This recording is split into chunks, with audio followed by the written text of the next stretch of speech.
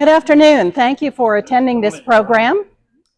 We appreciate your being here. We appreciate the interest in Wilson County and in Buxton in this history. We still have a couple of people coming in.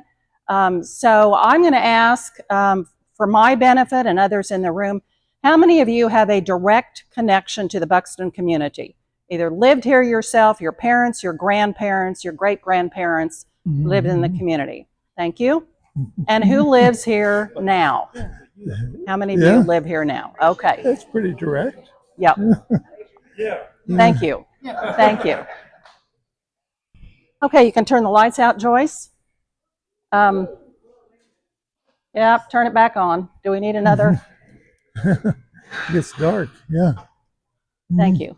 Did I introduce myself? I'm Leanne Giffens. I'm a volunteer with the Wilson County Historical Museum. We do have Tim Bonner here from Lawrence and also from this community, and he is going to be sharing some history that he has compiled as well. Our information does come from many of the same places, and that is historical documents, maps, the internet, historical documents and maps on the internet, documents that are on file in the Historical Museum, and then recollections and memories are so important, an important part of gathering the history and sharing those. There will be times during our presentation where you may say and think, that's not how I remember it. And that's legitimate because your memories are your memories. They may disagree a little bit if we would dig down and research the facts, but I'm more interested, for today's presentation, I'm more interested in how did you feel about your memory? Do you remember people working hard? Do you remember people trying their best? Do you remember successes and failures? Because those are the essences of our memories. So just kind of keep that in mind as we go through the presentation.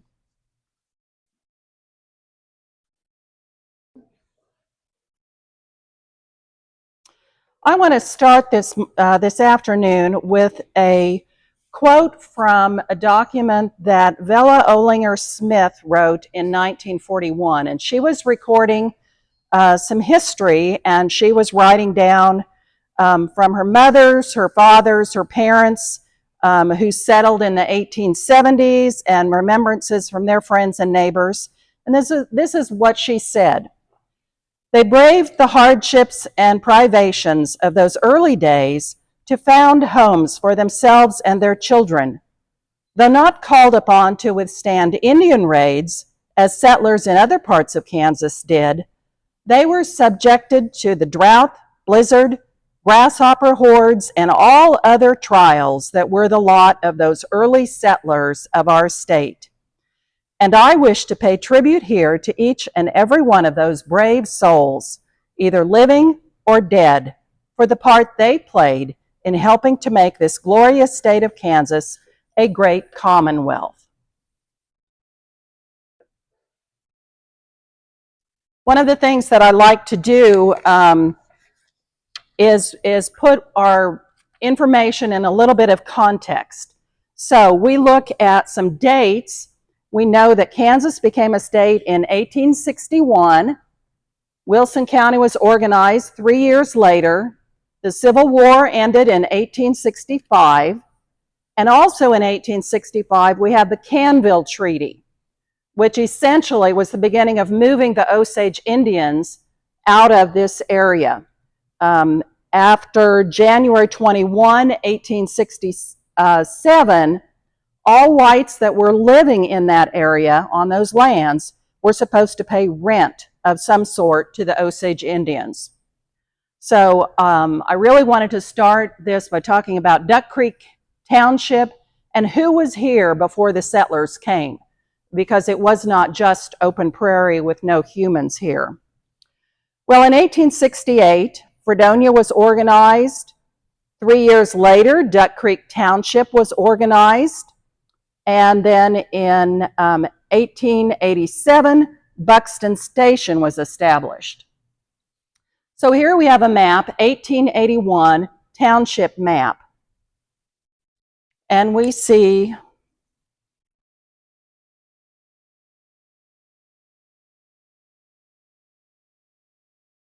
We see Duck Creek Township right here in this area, right in the corner. Here's a little closer view of it.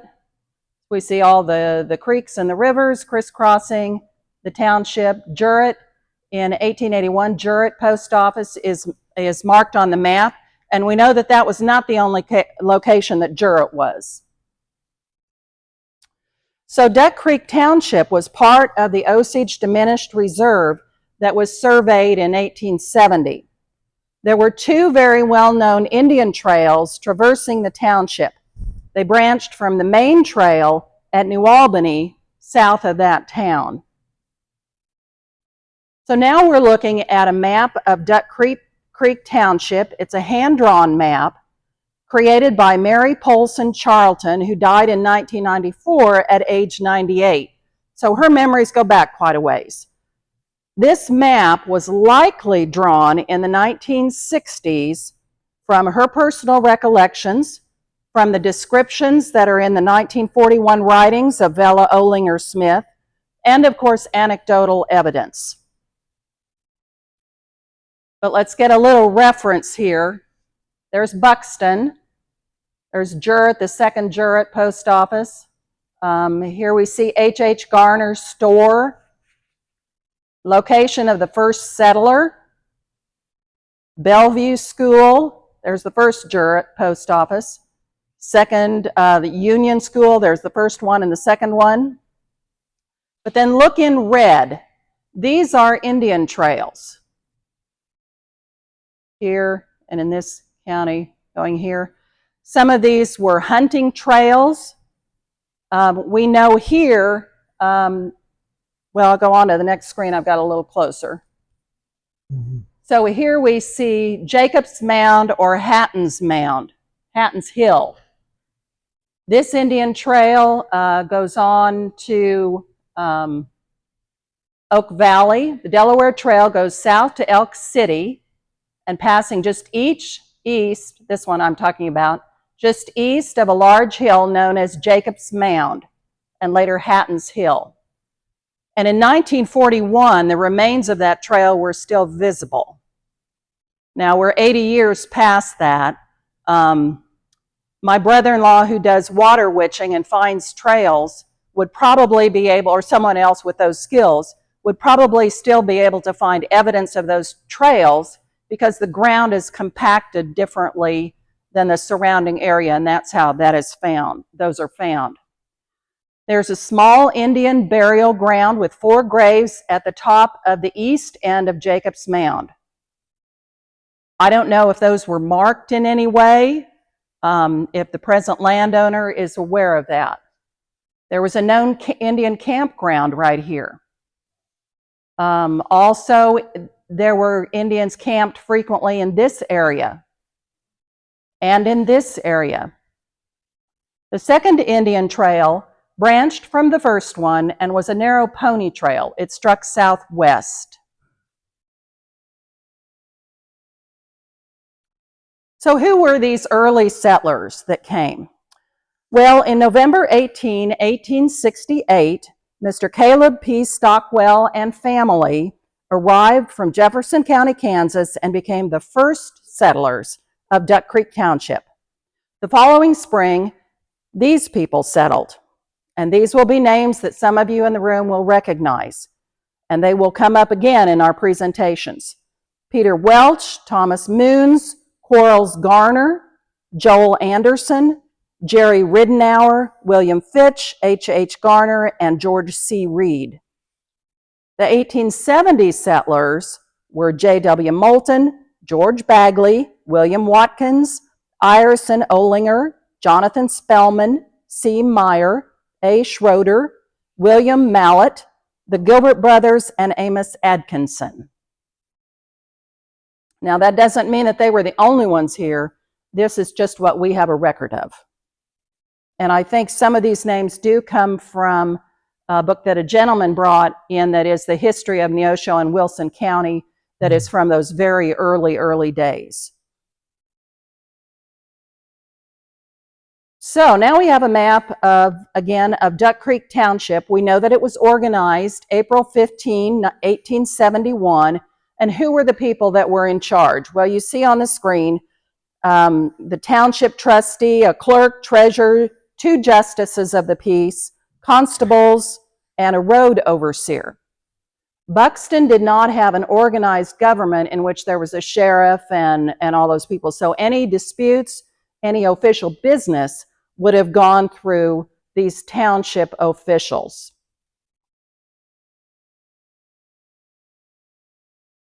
So looking again at some dates, April 1871, W.T. Butcher, a Civil War veteran, started a store at his home 2 miles north of Jurett. He was appointed the postmaster on February 7, 1873, and we know that Jurett post office was moved several times with various postmasters, and it may have simply moved to where the new postmaster was living. Fall of 1886, the Atchison, Topeka, and Santa Fe Railroad was built through the township. I want you to look at these comparisons of dates, how long a period of time it was that people were living here, from 1870, 1869, 1868, and now it's not until the fall of 1886, so about 20 years later, we have the railroad coming through.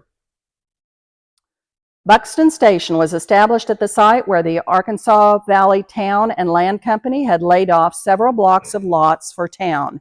So it was the railroad that laid off, that did the platting for the town. And then the post office was moved. So now we have a map. This is from the 1910 atlas, the Buxton map. And we'll look at this a little closer up. Here's the railroad, the depot.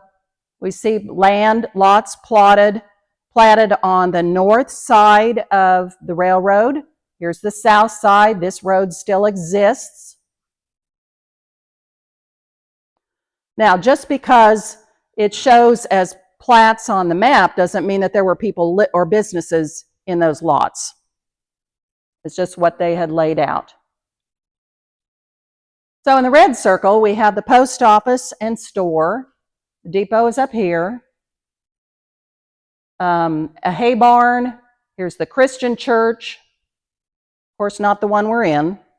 The Baptist church was down the street.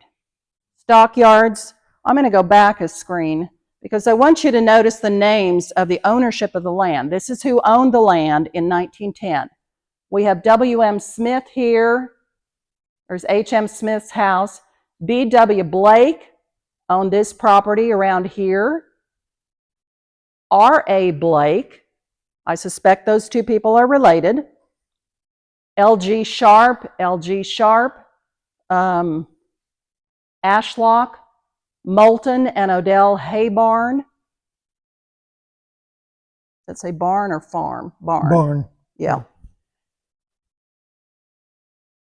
So that gives you a little context. People were owning land around Buxton and also did some activity, either living or working, establishing a business in Buxton. There's the stockyards in relation to the depot, also in relation to open land. So when you think of cattle, if cattle were driven or to the stockyard to be shipped out, or if cattle came in on the railroad to be fed, the stockyard then was in good location adjacent to the prairie.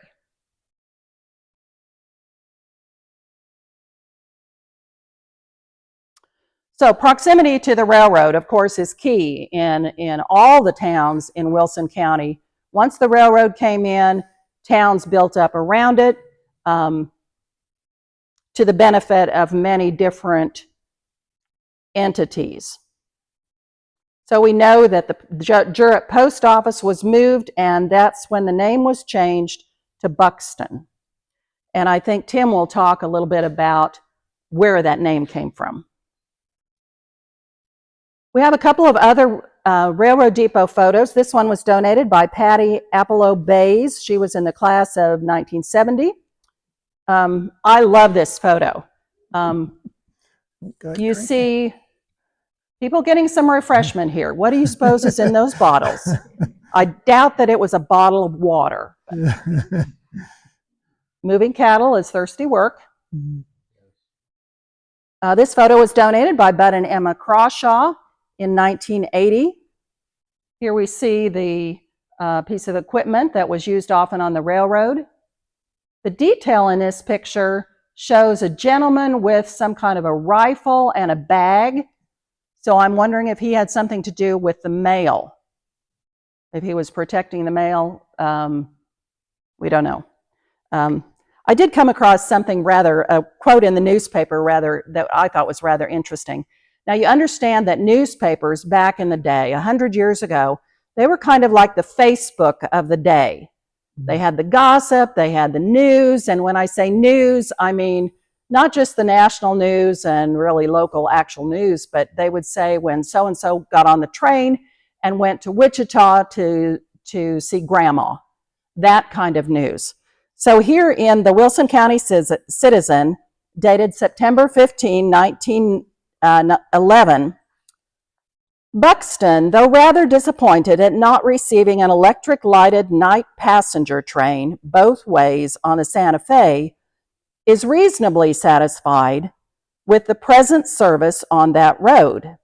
They can now get into the hind end of the caboose without resort to stirrups and a boost from a husky section hand, which is well from the standpoint of comparison. There you get a visual image, don't you? So why was Buxton an attractive area for people to settle there, to work there, to come there? Well, so many settlements are based on the available natural resources. So what was in the area 100 years ago, 140 years ago?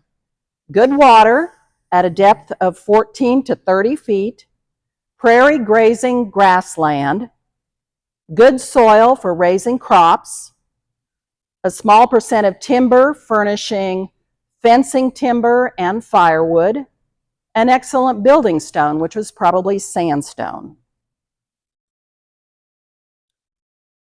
So businesses and industry in the area, of course, farming and ranching. The hay shipping station, the hay office of H.W. Smith, where thousands of tons of prairie hay was loaded into boxcars and shipped all over the state and into other states. This was in the days when the U.S. Army still had a cavalry, and four-legged horsepower still pulled most of the farm equipment in the U.S.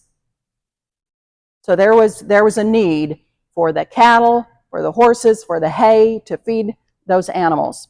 Stock raising, trainloads of Texas Longhorns were shipped in, taken to the pastures northwest of town, and fattened until fall.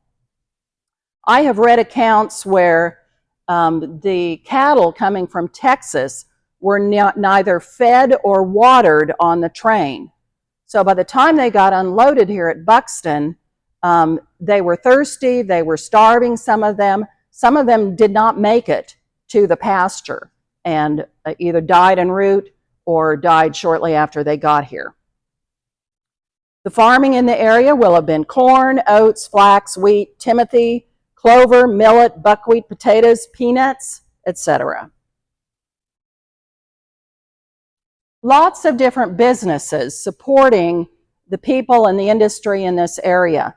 And these are simply some notices from the Wilson County Citizen newspaper early on. Fall of 1870, the first store started by H.H. Garner in a log building near his home. April 1871, W.T. Butcher opened a store in his house, became known as the Pleasant Valley Grocery. 1878, blacksmith shop, J.P. Moulton. 1878, Dr. Noah M. Enlow and Elisha Chestnut opened a general store.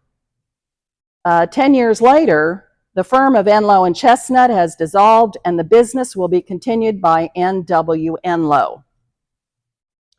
Now I should comment on some of the pictures of the businesses, the stores that you're going to see. I really don't have identification on which store this particular one was. Some Some of the photos the museum have, there's no identification written on the back, or if they were reprinted in a newspaper, they were not identified. And this particular one doesn't have any signage on it that would confirm which one it is. So just as if the photo doesn't match the narrative that Tim or I give, just kind of keep that in mind, that we don't always know exactly which building that was. We just know that it was a building in Buxton. We know this was an earlier photo because we see the people are coming by horse and wagon and not cars, as in one of the later photos. In 1889, J.G. Swinney had headquarters for Loan and Land Exchange. 1891, Jesse S. Sprague, 2 miles southeast of Buxton, men's shoes. By 1902, there were 3 stores. C.E. Ward's General Store closed in the mid-1940s. Of course, the stockyards were here. In 1911, Williams Real Estate Company of Buxton was mentioned in the Banner, which was LaFountain's newspaper. Sharp's Hotel was here, and it burned in the 1960s. So this is a little bit later photo, and we know that because of the vehicles we see. Still early days, but after the horse and buggy days. This one is identified. It's York's Blacksmith Shop in about 1915. People are identified here. Roy Crawshaw, T.R. York, Alvin Custenbauder, Will Custenbauder, Cecile York, who became Cecile Dickens, and Arnold York.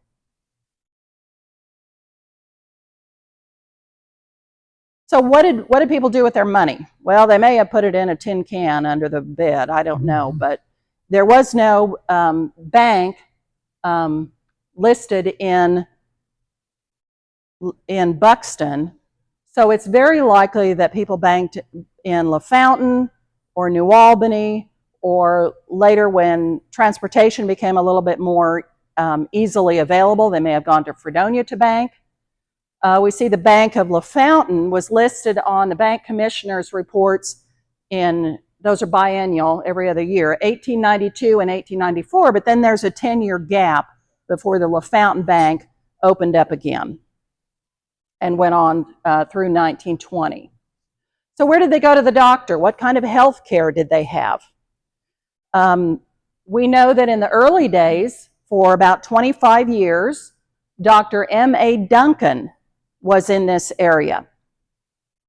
And then by 1904, Dr. W.H. Young was here in residence for 3 years before he moved to Fredonia, but he would come out from Fredonia to see patients here.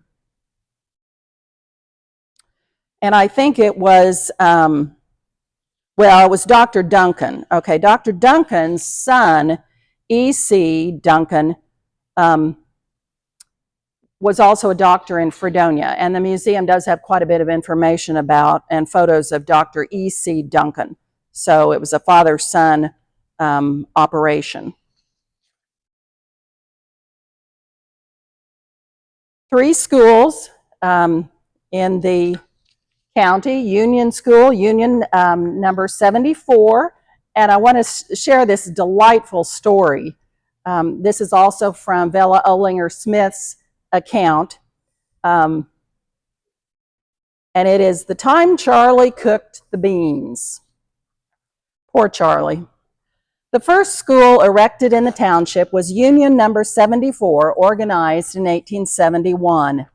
Earlier schools in the township were subscription schools. It was built on land deeded to the district by Ezra Weber and was given the name Union in honor of the Olinger's home district in Iowa. W.L. Olinger had charge of the construction of it, and it was while this was in progress that a humorous incident occurred that is known as the time Charlie cooked the beans. And I shall take the liberty to digress a moment. Ezra Weber had very generously contributed a large quantity of beans, or gray Crowder beans. C.W. Olinger was detailed to prepare the noonday meal, and knowing the appetites of those hardy pioneers, augmented by a long morning's work in the open air, he filled a large iron kettle within a few inches of the top, poured cold water over the peas, and hung them over the fire with kindly thoughts toward all concerned. Any of you have a clue what's coming? All went well until the fire gained momentum. The dry peas began to swell in the now steaming water and raise the slab of wood placed over the top for a cover. Thinking to keep in place the now rapidly rising lid and to save the peas from overflowing the sides of the kettle, the thrifty young cook placed a scantling across the cover and seated himself thereon. When the wreckage was cleared away, it was found no serious damage had occurred, but all available buckets, tubs, and receptacles of all kinds were pressed into service, and it is so related that there were peas enough to last until the building was complete. Well, the Union School was destroyed by a tornado in 1868 and moved a half mile to the west. And the names, there are quite a few of these souvenir kind of little booklets that the museum has from the various country schools, and it's interesting to see the names that are on there. Then there was Fairview School. Fairview was built in 1872. The schoolhouse is actually still in existence. It was moved to, and is on a ranch in Howard, Kansas, has been restored. That photo of the students is from 1899. Couple of things that I find interesting about this photo. First of all, we see this little guy here, and he's sort of standing there with his hand on his hip like, you can't make me. Mm-hmm. I always find the poses of the kids and the expressions on their faces so interesting. Another thing I find interesting and notable is that they are all wearing shoes. This is 1899, and I'm guessing that they didn't always come to school with shoes on. We know from other accounts that people would be very cautious with their shoes. If they were walking 3 miles to church, they would walk barefoot until they got close up to the building, and then they would put or close to where somebody might see them, and then they would put their shoes on because they were saving their shoe leather.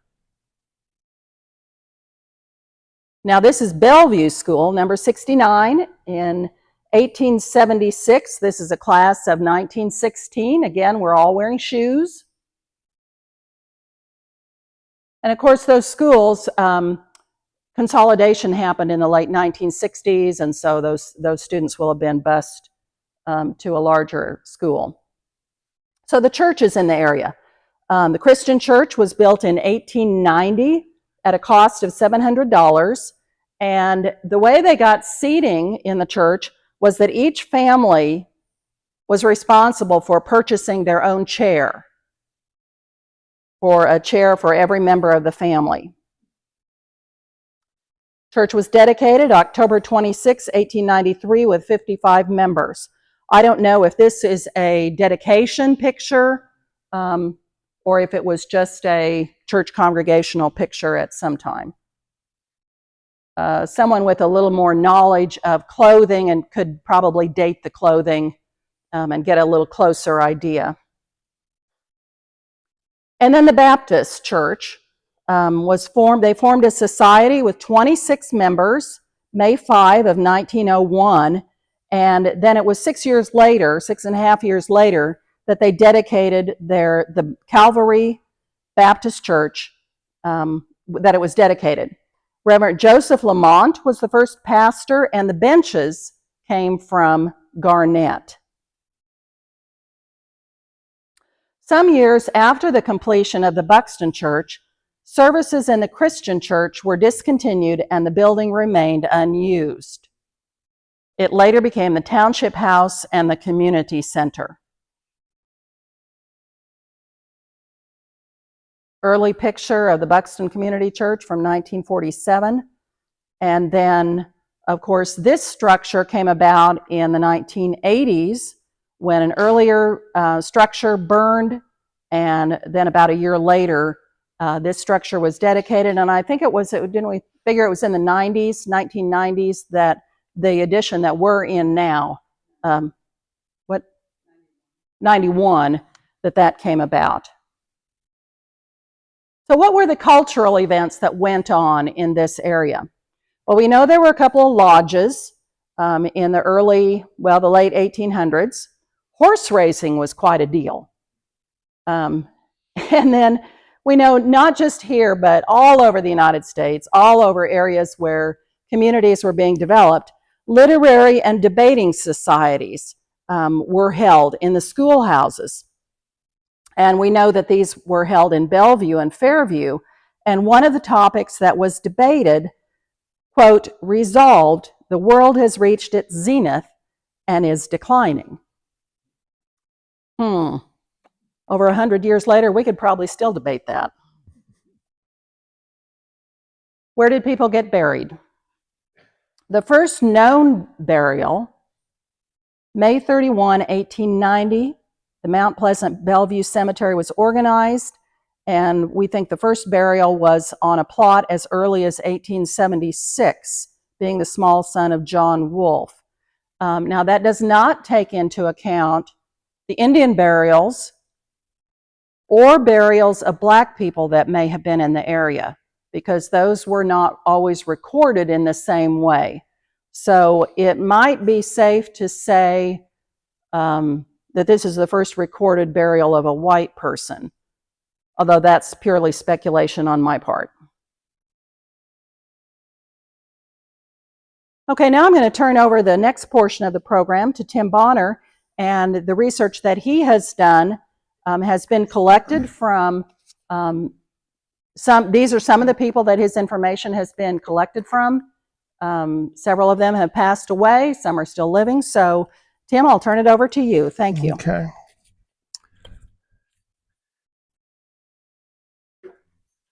Thank you, Leanne. Mm-hmm. Into advance, I just hit this. Yeah. Yeah. Okay. I'll keep it going for you. Well, I am Tim Bonner. I'm going to digress just a moment while I try to turn this thing over. To tell you about myself, I'm from the Bonner family, who has been in Buxton since 1947. However, we moved. That's when family moved here, my ancestors. But we purchased land in 1945. Before we go into that history, I want to tell you a little bit about myself, and to tell you that I am an author, co-author of a book, Distrust to Trust, and I do have some copies over here, and there's a few pages of brief descriptions of the book. It's about churches dealing with controversies and how to communicate and overcome division to be more united, more inclusive. I'm pleased I was accompanied by my family here today, my wife, Nancy, my main supporter, and then our daughter, Julie, who happens to be the Kansas State Archaeology Lab director. She was just convinced by Kansas State Historical Society to move back from Australia, 2 months ago now, after 27 years living in Australia. And her son is here also, Dylan, and he just had his first week working for the Kansas Banking Commission. So pleased to have them with us, and you may want to greet them later. So feelings about Buxton.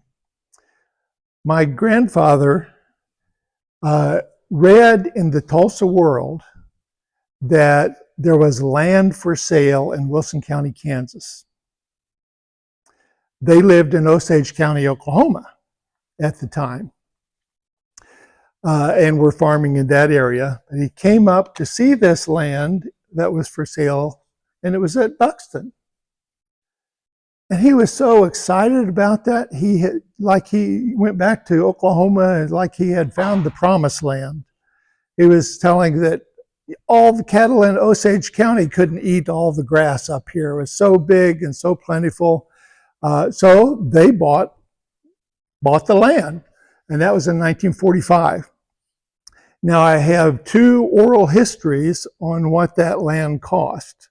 And you would notice my mother, Doris Bonner, is up there, and actually I have a photo of my parents over on the table, Herman and Doris Bonner. And my mother was interested in history as I am, so she collected a lot of history, oral history about Buxton. But she said she was told that they paid $50 an acre for the land here around Buxton to the south and to the east in 1945. Now, my aunt, Christine Bonner, who is Sonny and Veda's mother, and they're here today, she said it was $15 an acre. So either one, we know it was a bargain, right? A great bargain. So the family bought land in 1945, but didn't move up here until 1947. Now, then my parents got married about that time. My mother's from Longton. And her aunt lived in Buxton. Edwina Mason, Chet Mason's wife, the Mason family from New Albany. And in fact, she was a depot agent, and we believe was the last depot agent here in Buxton. And the depot was closed in 1954. So my observations, and I can depend on some of you, all that are here, to also contribute. But my observations are from basically about I was born in 1951. So my observations are about from 1954 on. Now, Sonny is about 8 years older than me, I think. And what were you, about 5 when we moved to Buxton? November 45 we came up here. Had you started school yet in Oklahoma? No, I was only 2.5 years old when we moved here. Oh, okay, okay. So you were the early birds in the family coming up here. So we may depend on you to give us some observations that are even older than mine. We'll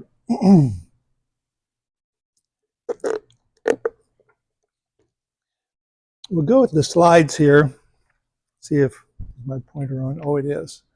Now this is a 1910 map.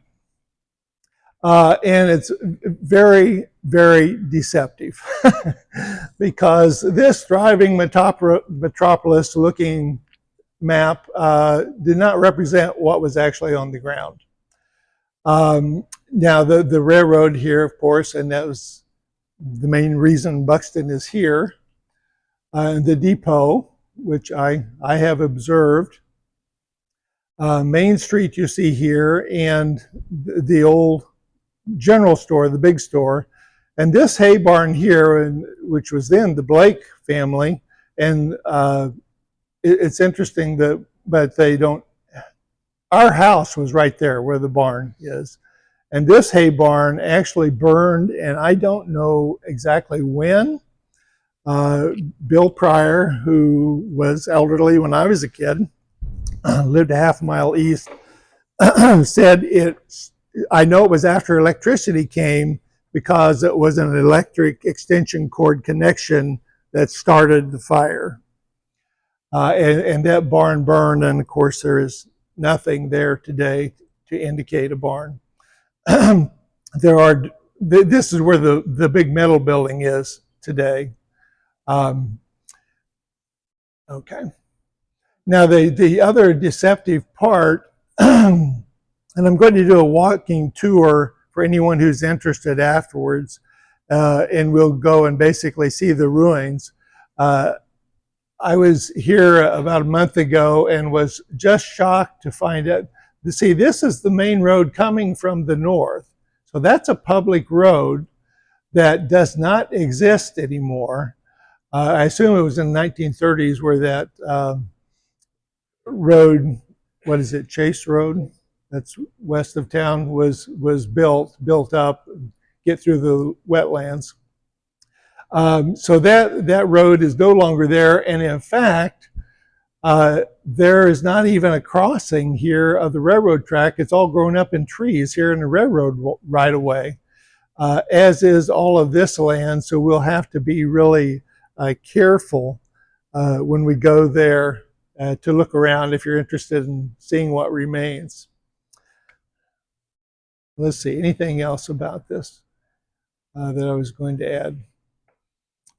So yeah, none of these houses, there were not houses here. The one photo showed a home that was directly north, really nice looking home. But we're going to back up a bit and talk about older history, the Jurett. And of course, Jurett was before my time, but I do remember the Bellevue School building, which was just across the road to the north from where Mount Pleasant, or what we all call Bellevue Cemetery, is today.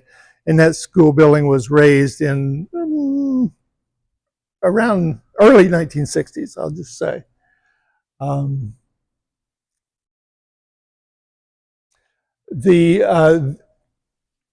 so just to be clear, that the Jurett post office there, and actually down here is where the Bellevue Cemetery is. And depending on which map you look at, this one calls it West Duck Creek Branch there. I saw another map that calls it South Duck Creek Branch. So there are basically 3 parts to Duck Creek, I guess 4 if you count that little one coming in. And it goes on to near LaFountain and actually enters Elk River in Elk City. Oh yeah, here's the house, which we presume was a Blake house because Leslie York described it as directly north of the Buxton Depot.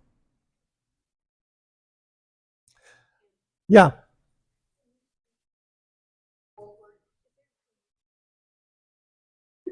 It's not amplified. Yeah, sorry.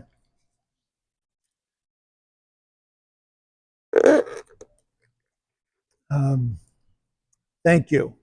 See, she's so good at correcting me. Yeah.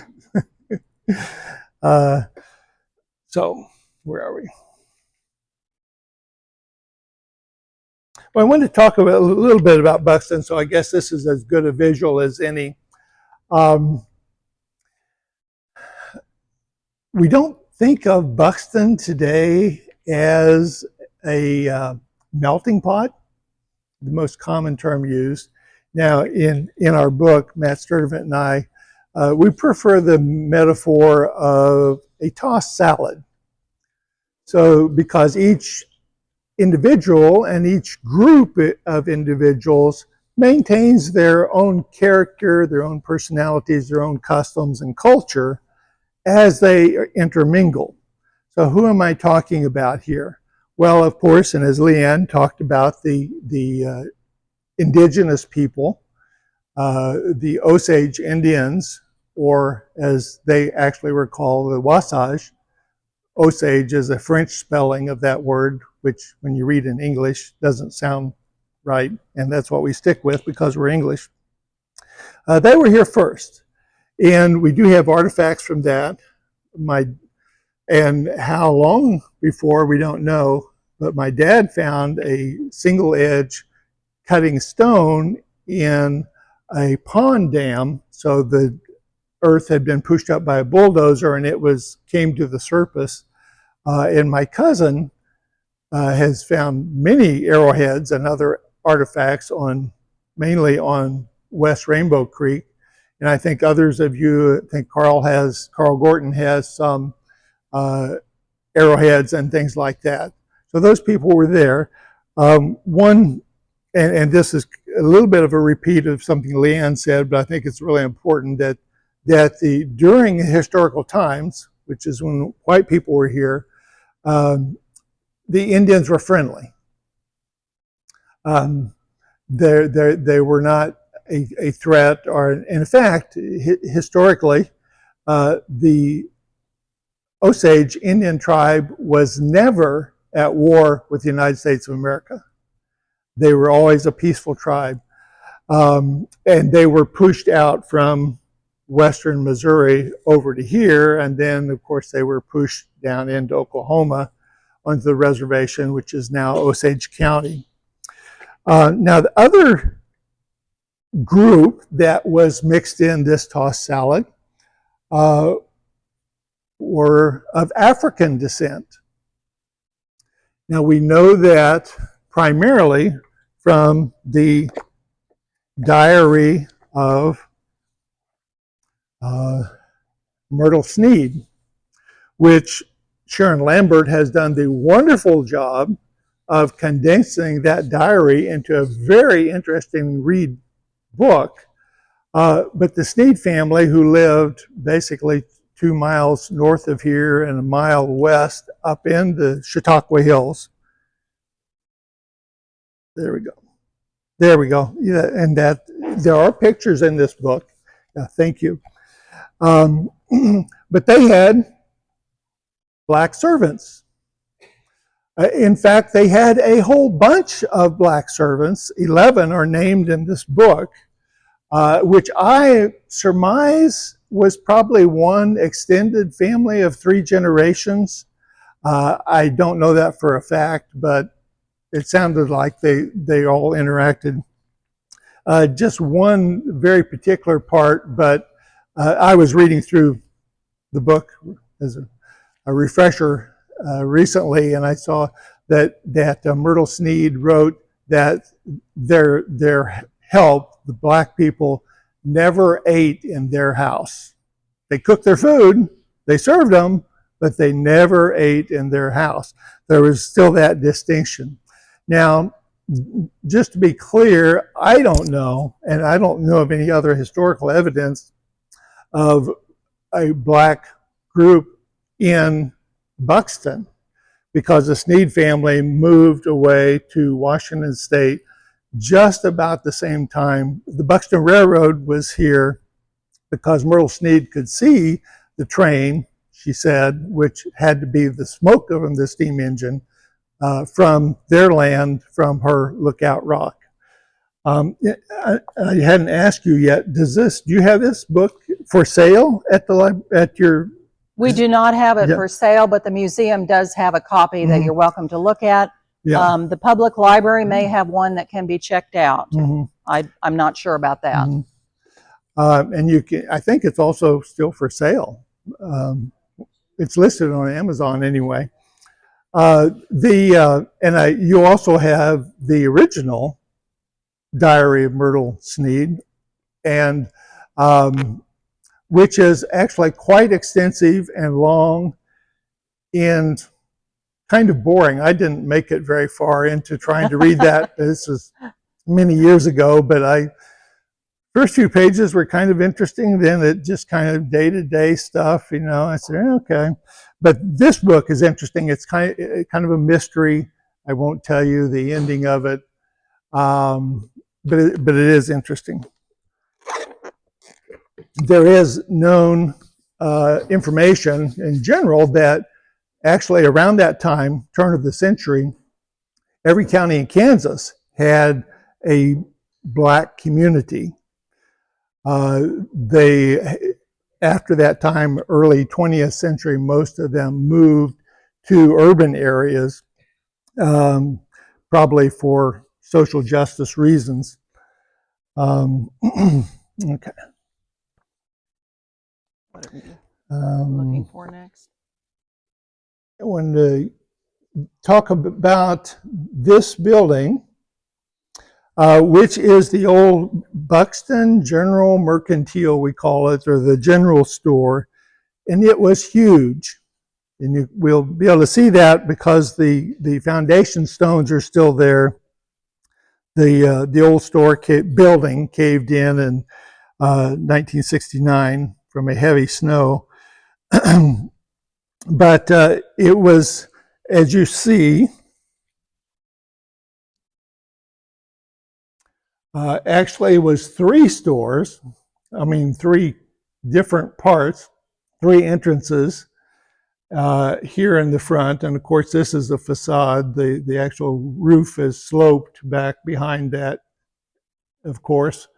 And it had a second floor here that was just an open area. In fact, it was the dance hall. We'll talk a little bit more about that. In my writing, which there is a copy over here, and it is on the website, I go into detail about the building construction materials I won't spend time with today. But this, I'm assuming, now they sold three things there. Food, of course, in bulk, of course, in those times, clothing, and hardware.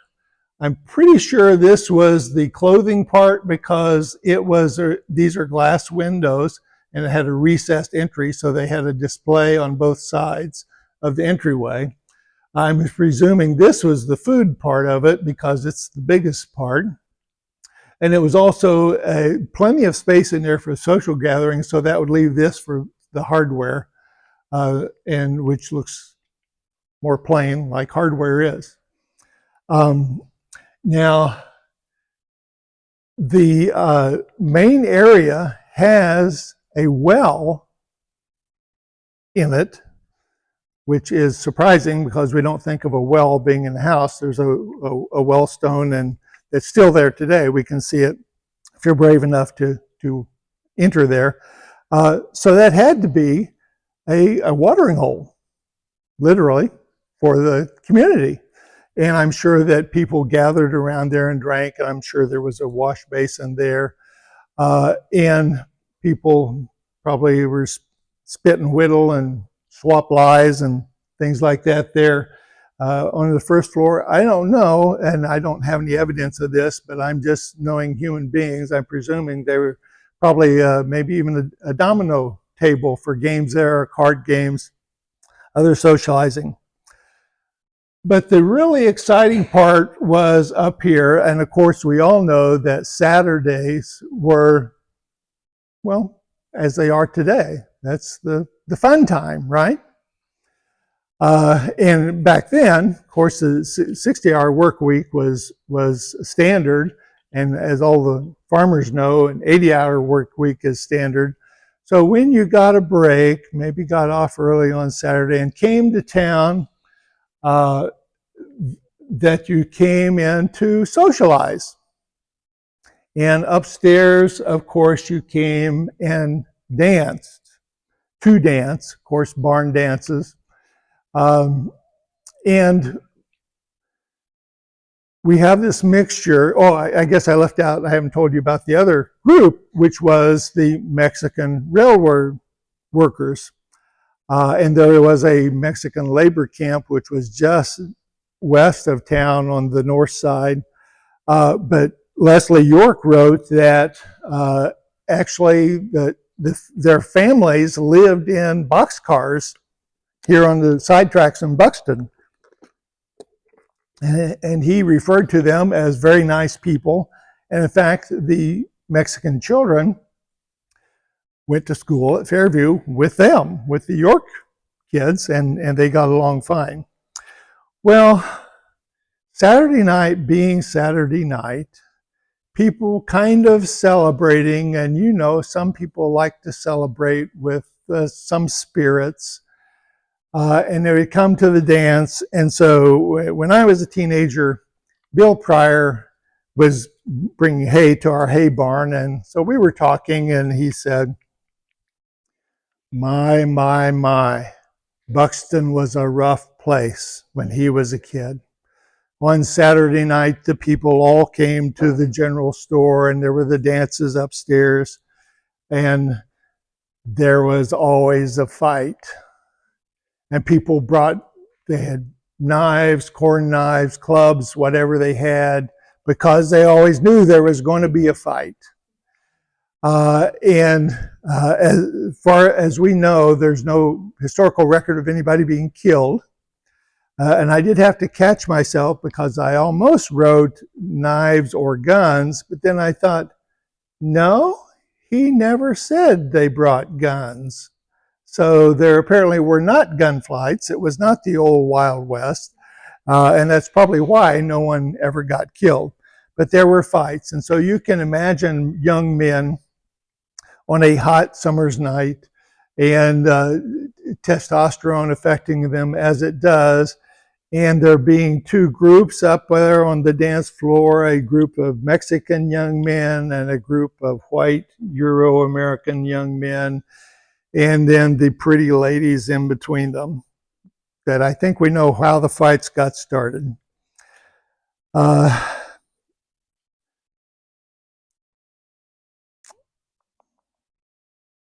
again, as Leanne said, we don't really know any history of these buildings, but we do know the history of this building. And yeah, that actually isn't the same building we kind of figured out. But this is the painting that Sonny has. Was done by Janice Bonner, I don't know, 30 years ago or so, whenever it was. This is the Ward store. And it was the last store in Buxton. And it was, it looks like a garage because that part had been used, and it was used as a garage in its end of its life. But it was actually quite a long building, and because they sold not only groceries there, but also hardware. And then Ray Bagme, who was son-in-law to the Wards, also sold machinery in the lot, which is actually a large open lot around the building. And we have that photo of.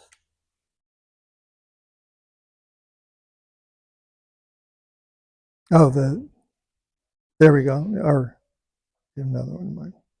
There we go. Okay. Oh, yes. We do have a photo. Very good. Again, you can see that this is in its later day. Now, I wanted to comment also on one of the things that's written about Buxton so basically early 20th century, around 1910, 1915, there were Buxton was a thriving community, had the railroad, had the depot, had the shipping, had the cattle coming in still then because the areas were unfenced then, so they had to have cowboys riding herd. And actually that was, I was told by, and I say Carl York, this was, he told me about Buxton because he grew up here, this was 50 years ago when I was a young man. So I'm not sure, there's nothing written about a Carl York. It's Leslie York and Arnold York were the two brothers. So maybe it was Arnold York. I just don't remember the name right. But he said when the cattle were brought in and Fay Ward told a similar story, it was a really exciting time for the young men in the community. Of course, these are longhorn cattle, people from Texas, and they're called longhorns for a reason. And they were all in a very foul mood because it had taken them 4 days with no food or water coming up from Texas before they were kicked out here, just kicked out of the car and driven off with horses. So that was an exciting time. So we had all the stockyards, of course.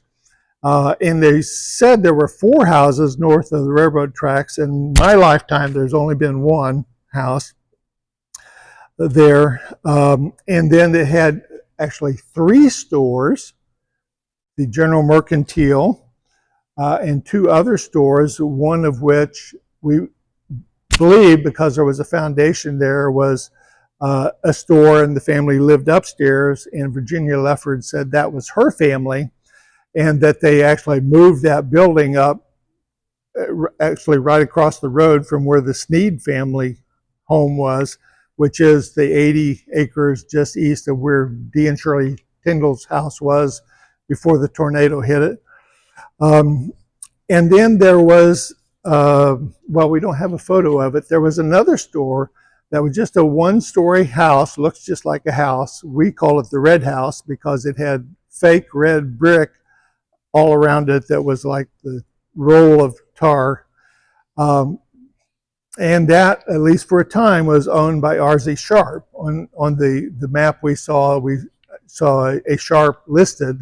Didn't say RZ. We don't know if that's a nickname, but he is a historical figure because he's referenced in the published history of Neosho and Wilson counties. That was from 1902 that I think you said you have a copy of now. So let me tell you about RZ Sharp. And it would have been an old building. We can kind of imagine this one. Now this is oral history. I haven't seen it written anywhere. RZ Sharp, the owner of the story. Now this was actually a pretty, not a big house even. There were 4 rooms. The back room was kitchen and dining, country kitchen. The front room was by far the biggest, a big area. And then there was a side room, which would have been 2 bedrooms or storage, or 1 bedroom, 1 storage, I don't know. And of course they had the wood stove in there, and people would gather in the store. Now the story about RZ Sharp that I heard from both Carl or Arnold York and Bill Pryor was that RZ, and this was in the old times, they had rats in their house. There's one mention written of actually the other store being rat infested. And these were roof rats, which I wouldn't know anything about roof rats, except I've had roof rats. If they're not on your roof, they're in your attic. And you can hear them running around.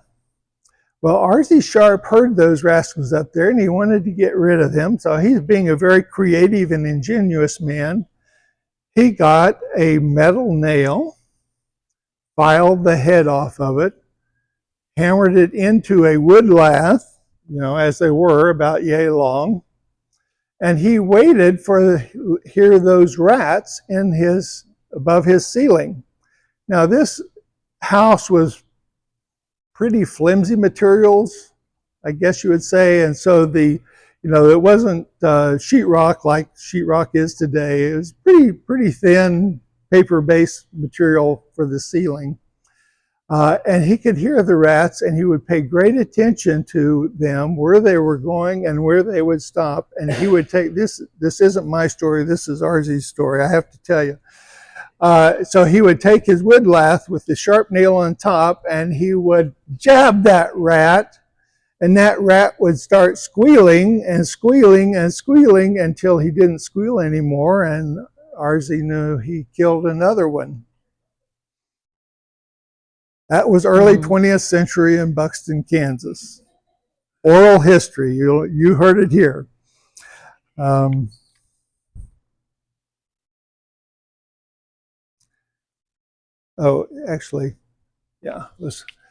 So where we're going will be Main Street. It's kind of funny to hear Buxton had a Main Street, but this is where the old store is. So we're up here now. This church isn't there anymore, and we can walk down, and that house is still there. The store is gone, and we'll walk around. And this is again where we grow up, and there is a pole shed and a metal building still there, and an old wooden barn. Now the remaining structures, there's this house, of course, and an old wooden barn back there. No house here, but the metal barn and an old wooden barn are about right there, that I call a horse barn or a milk barn. It's horse tack was kept there, and cows were milked there. And so that's why I call it a horse barn or a milk barn. And there's another structure remaining. This is where RZ Sharp's store was. And that building existed in my lifetime. And the last persons to live in there was my grandfather. Then moved out in around 1960, 59, I don't know. But there's another barn back here that would have been right across from the depot. Nothing there, and like I said, this road is even closed off, and that road doesn't exist anymore. Okay. Buxton Christian Church is where we are now. Talked about Fairview and Bellevue schools. Hay shipping capital of the world, and that was H.W. Smith's main enterprise. And there was a scale house. I didn't tell you where the scale house is. Since we have a map, I'll just as well tell you. We think that, well, actually, we think there was, the original one was right there because there's still a concrete foundation there at the ditch you can see. But then it was moved, a bigger one was built across the road right there. But we raised that building and actually dynamited out the foundation of it, so there's nothing there now. There's not a scale house. But then they would, of course, hay would be shipped on the side rail there, be loaded and shipped. This is an aerial view of Buxton taken by my brother in 1974. Oh, we have it, 1974. Well, this doesn't show so good. But so again, right here is where the church is, where we are now. So this is Sonny's house, which of course has been extended out to be twice as big as that. That old garage is still there. This is what I always call the Ward house because that's where Chester Ward family lived. Mrs. Ward was the only one living in my lifetime, but she lived there until early 1960s. And that's their old barn. This is the old store that's still standing there. This is a hay barn, a tin hay barn. Bonner family actually owned all of this lot here. But that hay barn has gone to the ground since then. And this was the remnants of the old store, the general store, the big store, the Walmart of its day, if you will. But it was already down, had collapsed. Now, this is the metal building I referred to. There's the pole barn, and this is the old barn that's 100 years old, I'm sure. And there was my parents actually tore the house down. They didn't ask me. Thought it was a really stupid thing to do, frankly. But they tore the house down and bought a mobile home and lived in it for the rest of their later life. This is R.Z. Sharp's store that we call the Red House because it was red. This is the old barn that still remains. And this would be where the depot was. Obviously not there anymore. And there used to be a house in, I'm not sure exactly what that is. I should look. I don't know if that's something on the track, but there used to be a house right there. So this is the store that was the main entrance, the road rather, just a dirt road, but it was the main road that came into Buxton early 20th century. And there was a dirt road that ran parallel to the tracks on the south side. Bill Pryor told me there was one going east. That road did not exist in my lifetime, but the one going west, you had to go here. This little part was called Smith Street, by the way, because W.M. Smith, H.W. Senior's parents lived there first when the town started. And then there was a dirt road that went west there along the railroad to Fairview School. Okay. Another view, again, here's the church where we are. Here's Sonny's house, the Ward house that I call it. Santa Fe Avenue.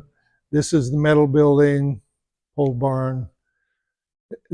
As you see, we're going to see a lot of trees here, and you can see even the trees grown across the road. Nothing is over there anymore. Depot is up here. And the ruins of the big store is right there.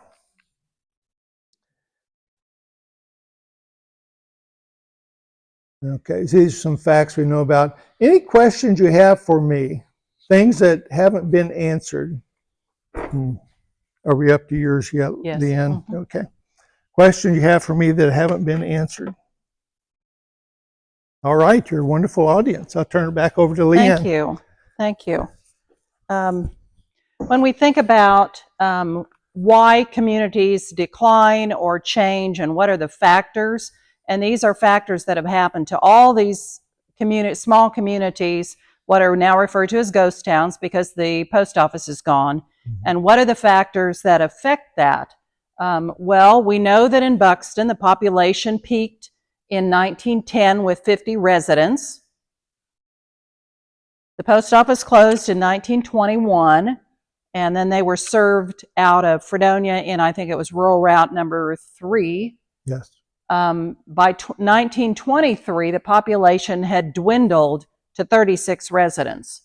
And then the railroad station closed in 54, and then improved roads and improved opportunities for transportation. You know, it's just like now. If it's easiest to go to Walmart in Independence or Chanute, are you going to shop at home? It's going to have an impact on your community. And so I'm sure that was some of what was happening then. I love this quote from, and it is again from Vella Olinger Smith in her document from 1941, and her commenting on her own writings. She says, "And so endeth the writing of this rambling account. And in the years to come, if some curious person, thumbing through the musty pages of this historical society's archives, should chance to come upon these scribbled lines, I trust that he will think not of the style in which they were written, but rather the thought back of it all, and that he too will pay tribute to those brave souls who sowed that we might reap."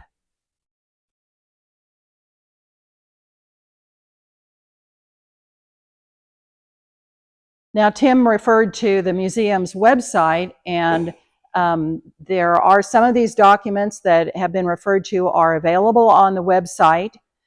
We do have the document that Tim has put together is available for you there. Has a lot of the history that he's researched, and his memories are in there. Descriptions of the various stores.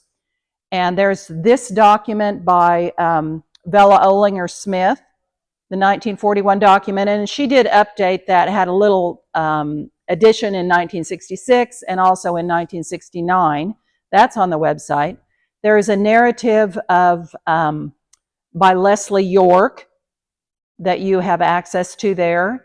And then also some information about the churches that I think was written by maybe the Benefields or somebody associated with this church, but it comments on the impact of churches in this community. So I would encourage you to, if you have a smartphone, to capture the image on the QR code or capture our access to either email, our web address. You can find us on Facebook. If you're searching for us on Facebook, make sure that you are searching for Wilson County, Kansas Historical Society. Otherwise, you're going to get the one in Texas. So make sure you're Wilson County, Kansas Historical Society. And we have a lot of information, a lot of history that comes up on there. We have several postings a week usually. Byron Schroeder usually posts some things quite frequently, and you'll find pictures and newspaper clippings and a lot of history about a lot of different things. So I would certainly encourage you to take advantage of that. We do have a few printed copies of Tim's research. There are some on the table here next to the basket for donations. If you would like to support our continuing efforts, you're welcome to do that. So Joyce, if you would flip the lights on and let's see if anybody has questions or comments. Thank you.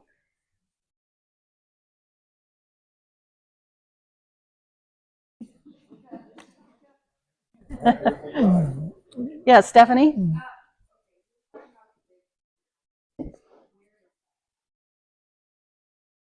I would have to pull up the map to get some context on that. But it's in the southern part of Duck Creek Township. Yeah, 2 miles straight south. Yep. Thank you. Other questions, comments? Okay.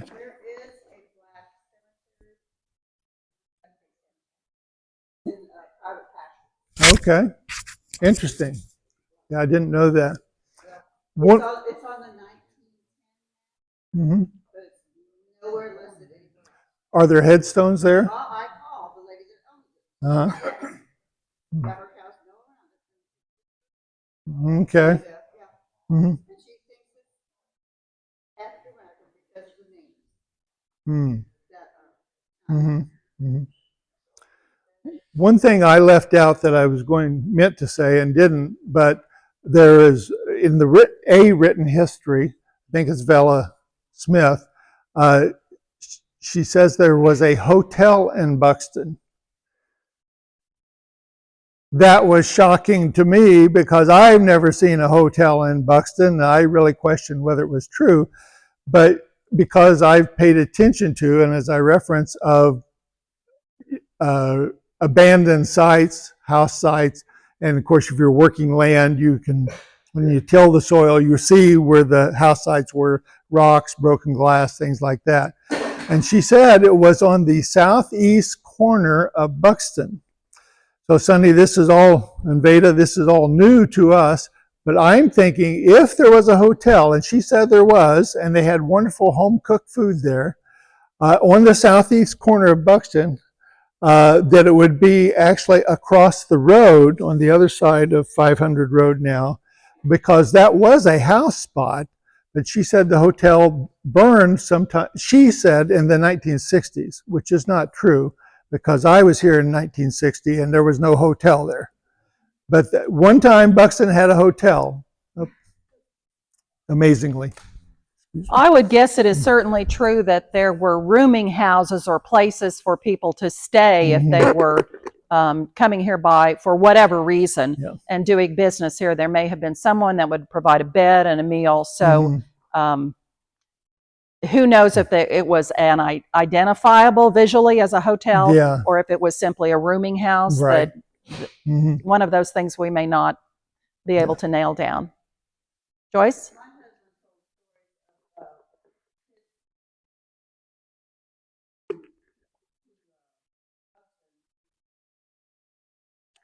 Mm. Mm-hmm. Mm-hmm. Mm. It's not so awesome today. Yeah. Yeah, can you imagine 500 head of these with the great big long horns? Quite a sight. So I think we'll conclude the program now, and you're free to visit some more. And as Tim said, he'll be willing to do a tour. I would suggest a little bit of a break first, and then you can organize in this area for those of you that would like to do the tour. So thank you very much for your interest in history and for joining us. I have a few artifacts over here. This is from the general store. Yeah.